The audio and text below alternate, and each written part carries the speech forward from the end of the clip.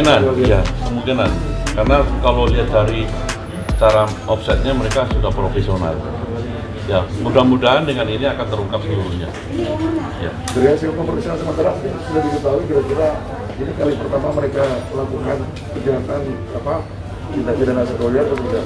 Kalau pengakuannya baru sekali. Baru sekali. Biasa kalau baru ketangkep itu baru sekali. Nanti kalau sudah berjalan berapa hari akan mengaku berikutnya. Ketagihan.